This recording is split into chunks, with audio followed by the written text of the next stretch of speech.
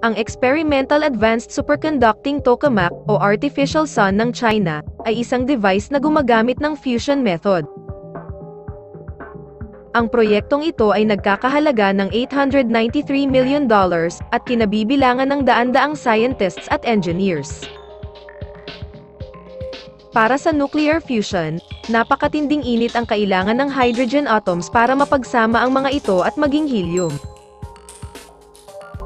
Ang prosesong ito ay naisasagawa sa pamamagitan ng deuterium, kung saan ang 1 liter ng seawater ay maaring makagawa ng enerhiya na katumbas ng 300 litro ng gasolina.